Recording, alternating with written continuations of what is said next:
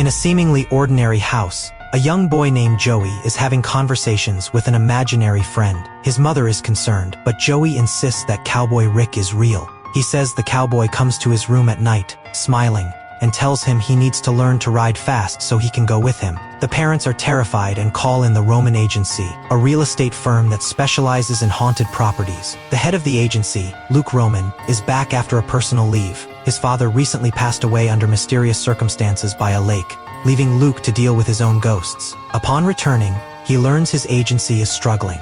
They've been through 35 receptionists, trying to replace their old, exceptionally talented team who have all moved on. Their latest hire, Brandon, is comically inept, immediately getting tangled up on the phone. Agent Susan takes on the Cowboy Rick case. The family reports odd noises and a strange smell, like fertilizer or manure. Luke, despite his confidence, knows he can't fully grasp the advanced ghost hunting tech their former expert, Augie, created. Susan visits the house and the mother shows her a strange brand mark on the wall that wasn't there when they moved in. Things escalate quickly. The cowboy ghost physically appears in the house, terrifying the family. He was seen standing right outside Joey's room, calling the boy his buckaroo. Worse, the father saw that the ghostly cowboy was armed with a shiny silver gun in a holster. The family flees to a hotel, leaving the agency to deal with the armed apparition. Luke's investigation leads him to the previous homeowner, a man named Tyler Yurth. Yurth claims he lived there for 20 years and never saw a thing,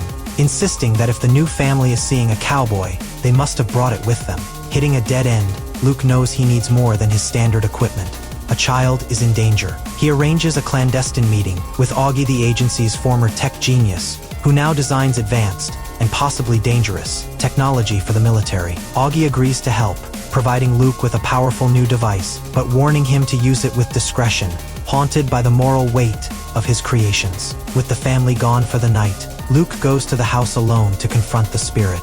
The cowboy appears, demanding to know where his buckaroo is, confused by the presence of strangers in the house. The term buckaroo triggers a memory for Luke. He returns to Mr. Yurth, this time asking about his father. Yurth reveals his father died 3 years ago. The ghost in the house is his dad. He confirms that buckaroo was his childhood nickname, one he had to beg his father to stop using when he became a professional adult. With the house empty, Luke tells Yurth it is his move. He has to be the one to face his father. That night, Yurth nervously returns to his old home, with Luke providing backup. His father's ghost appears at the top of the stairs. "What is this?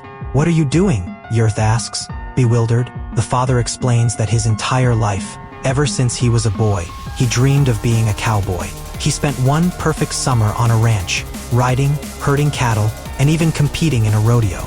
It was the best summer of his life, but his own father forbade it, insisting no son of his would waste his life on the back of a horse. So he became an accountant, married, and raised a son.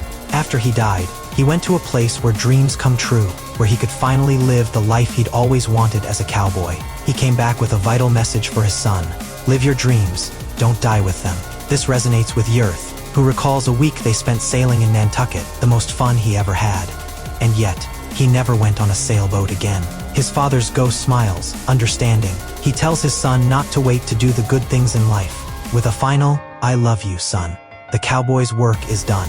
He finds peace and vanishes. The case is closed. Later, Zoe, the former receptionist who is now a successful lawyer, visits the office. She tells Susan to stop trying to replace the old team and to find new talent, embracing them for who they are. Zoe thanks Susan for pushing her into law school. Despite feeling in over her head, she feels she is exactly where she was meant to be. That evening, Luke meets his friend and doctor, Megan, for their regular drinks. They catch up on their old friends. Phil is fighting darkness with the Vatican, Augie is designing killer satellites, and Zoe is a lawyer.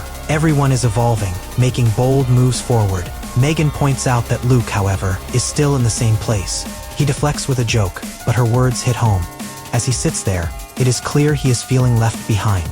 A man who helps ghosts move on but is stuck in his own past.